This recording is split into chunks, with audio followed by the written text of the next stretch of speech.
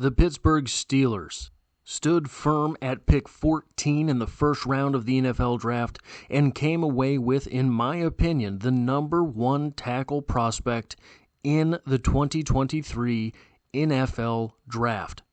How will that work out for the Steelers? We'll talk about that in just 1 second, but real quick first, guys, this is a brand new channel speaking exclusively about the NFL draft here on YouTube. If you are a fan of the draft, if you are a fan of NFL football, consider hitting the subscribe button to stick around for more. And if you decide to hit that like button at some point in time, it tells YouTube to share this video with other draft fans. Now, let's get into it. Broderick Jones, what does he bring to the Pittsburgh Steelers? Well, I think he's the number one tackle, in this draft class. He's going to be a left tackle in the NFL. He's going to be a dominant left tackle in the NFL. I believe Broderick Jones is Trent Williams. He's going to start immediately on the left side of that line for the Pittsburgh Steelers. Now, the Steelers gave up 40 sacks last season. 38 sacks, which comes out to 2.24 per game. Broderick Jones is going to make an immediate impact on that gross number. Just the gross amount of sacks given up. The 6'5", 311-pound prospect out of Georgia ran a 4.97 40 and has freakish strength, but he is limited in his starting experience. But I still expect him to be a Week 1, Snap 1 starter for the Pittsburgh Steelers this season.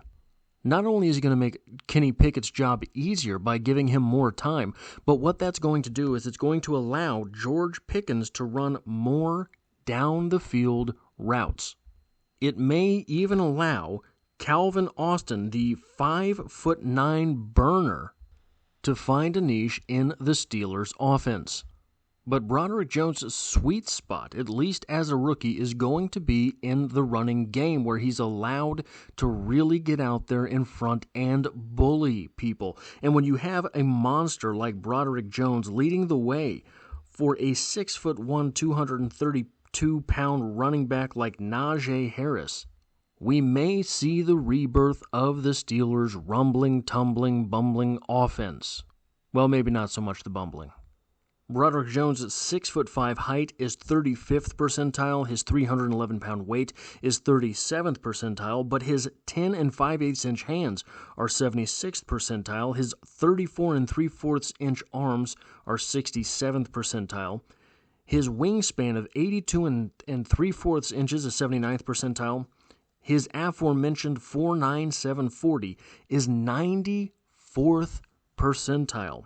10-yard split of 1.74, 75th percentile, 30-inch vertical, 74th percentile, and a 108-inch broad jump is 79th percentile. This is an absolute specimen picked up in the middle of the first round. All of the talk around the Steelers this season was that, or this offseason, this postseason, was that they were going to select Joey Porter at the middle of the first round and then end up cleaning up their offensive line with the first pick in the second round.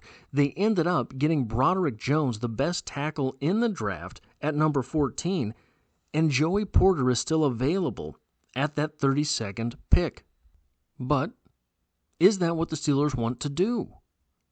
With the addition of Broderick Jones and Isaac Seumalo, the Steelers could opt for John Michael Schmitz or Matthew Bergeron in order to completely remake that offensive line and in a single offseason change the trajectory of the entire offense. This is a draft that is deep at the cornerback position. Tyreek Stevenson, Julius Brents, Keely Ringo, DJ Turner, Riley Moss, Cam Smith, Darius Rush. These are all guys who are going to be able to produce at the NFL level, will be able to come in and contribute in their rookie season that could be had later, depending on how the rest of the second round pans out. But at offensive tackle, there's Matthew Bergeron, DeWand Jones, Tyler Steen, all projected to be picked fairly quickly. and after that, an absolute void at offensive tackle. Or looking at centers, Joe Tippmann, John Michael Schmitz, and then it's the drop down to Juice Scruggs, who is barely a top 100 candidate. So in my opinion, it comes down to how easy do you want to make the young quarterback's life. Kenny Pickett has maybe a limited upside, but a very high floor as well, as exhibited in his rookie season. For my money, I might be tempted to continue to build the offensive line and make Kenny Pickett's life just a little bit easier. He has a weapon in George Pickens. He has a weapon in Najee Harris. Give him the time to throw the ball. And by standard practice, it might seem a little bit early to take a center, but if you have a guy that you think is going to be a game changer at that position, as Joe Tippmann or John Michael Schmitz might be, and both offer the flexibility to play guard as well, why not go ahead and make that leap, solidify the offensive line, give the quarterback time, and give the running back lanes, and all of a sudden you have a much different complexion for your football season. That is all I have for this video.